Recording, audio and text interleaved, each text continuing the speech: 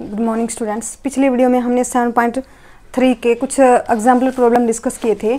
Next बची हुई problem आज की वीडियो में हम डिस्कस करेंगे।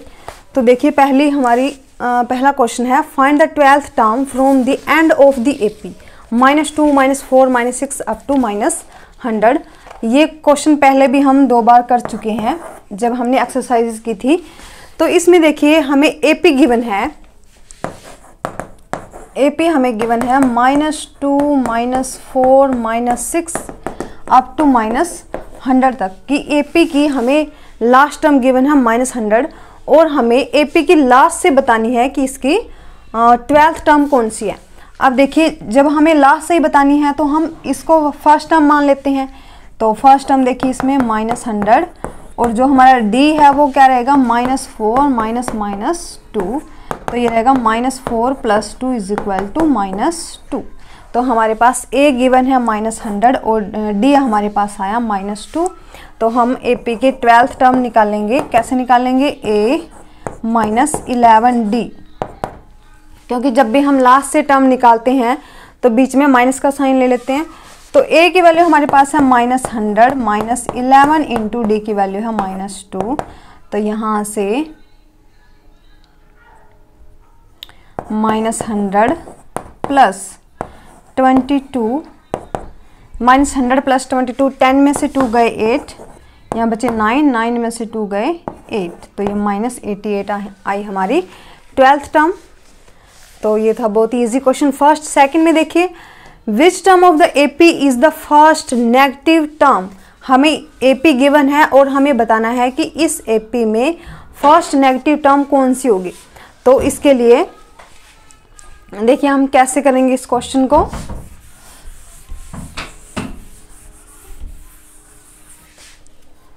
हमें एपी गिवन है सेकंड क्वेश्चन में 53,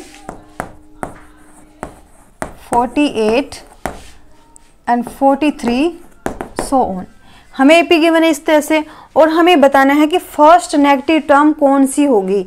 इसके लिए हमारे पास फर्स्ट टर्म दी हुई है 53 और डी हमारे पास है 48 -53, यानी कि डी हमारे पास कितना है, 13 में से 8 गए 5, -5 हमारे पास कॉमन डिफरेंस है। अब हमें ये बताना है कि इस एपी की फर्स्ट टर्म कौन सी होगी, यानी कि फर्स्ट नेगेटिव टर्म कौन सी होगी। तो an < 0 हम ले सकते हैं इस तरह से। यहाँ से हम n की वैल्यू निकालेंगे। n की वैल्यू को हम देख लेंगे, जैसे a प्लस फॉर्मूला अप्लाई करेंगे n - 1d < 0। अब देखिए a की वैल्यू हमारे पास है 53 + n - 1, d की वैल्यू हमारे पास -5 < 0। अब देखिए 53 -5n + 5 < 0। अब यहाँ से 53 और 5 58 -5n < 0। तो ये हुआ 53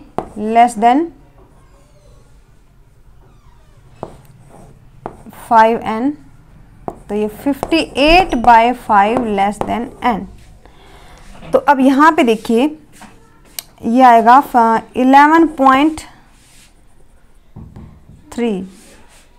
11.6, यानी कि जो हमारी टर्म है वो 11.6 के नियर अबाउट है। यानी कि जो n की वैल्यू है वो क्या लेंगे, हम 12 लेंगे कि जो हमारी 12th टर्म है वो फर्स्ट नेगेटिव टर्म होगी इस एपी की। ये भी हम चेक करेंगे 12th टर्म निकाल के।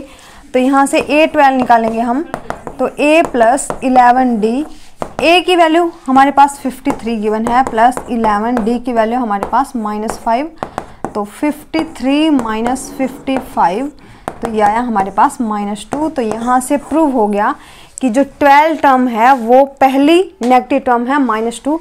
तो देखिए हमने क्या किया, सबसे पहले a और d की वैल्यूज़ हमने ले ली यहाँ से एपी में से, फिर हमने an को < 0 कर दिया और यहाँ पे फॉर्मूला अप्लाई कर दिया। यहाँ से n की वैल्यू देखो 11.6 के नियर अबाउट आ रही है, यानी कि जो हमारी पहली नेगेटिव टर्म है वो 12 हो सकती है। तो हमने 12 यानी कि 12th टर्म जब हमने निकाली तो हमारी आई -2, यानी कि पहली जो नेगेटिव टर्म है हमारी -2 है। इस तरह से आपका कोई भी क्वेश्चन आ जाए स्टेटमेंट चेंज होके तो आप इस तरह से कर सकते हो।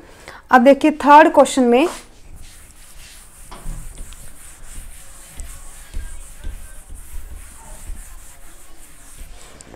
थर्ड सम में how many numbers lie between 10 and 300 which when divided by 4 leave a remainder 3।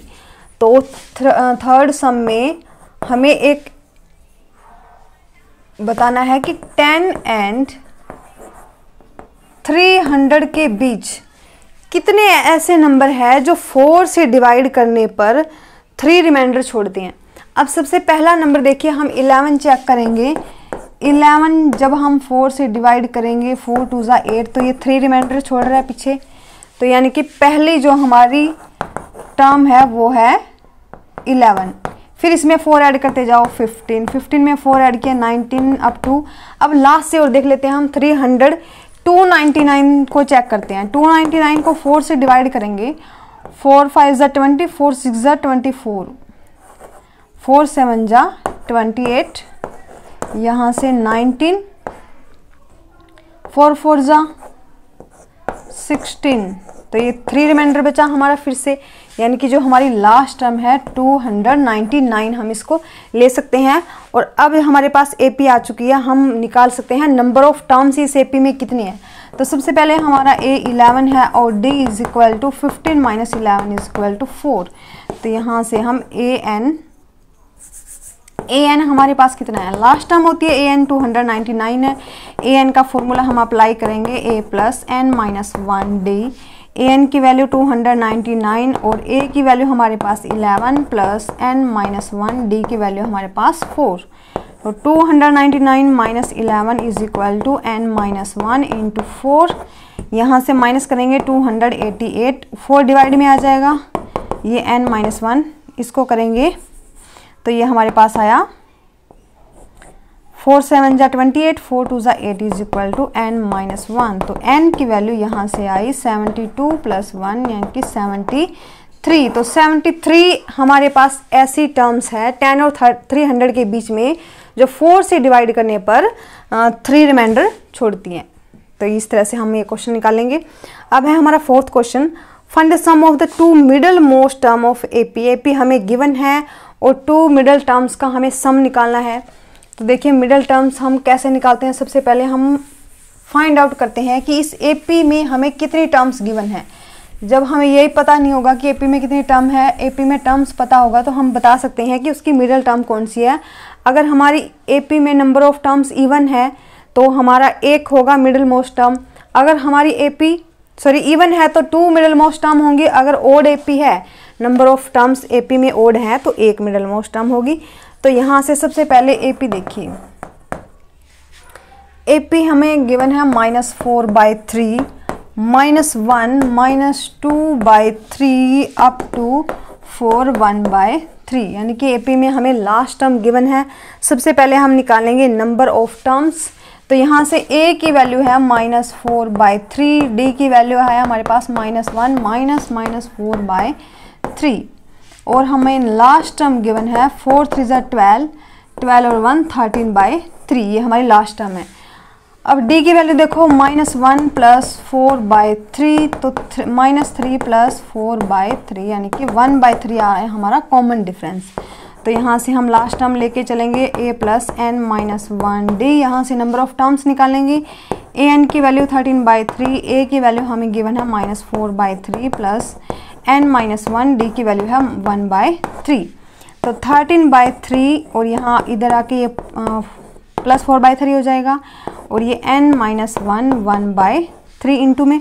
अब ये हो गया 17/3 और ये इधर आएगा तो इंटू में 3 हो जाएगा n माइनस 1। तो कैंसिल आउट 3 से 3, n की वैल्यू आई 17 प्लस 1 इज इक्वल टू 18। तो यहाँ से हमारे पास नंबर ऑफ टर्म्स कितनी आई, 18 आई। तो अब आप देख सकते हो इस एपी में टोटल नंबर ऑफ टर्म्स 18 है। तो मिडल टर्म्स निकालने के लिए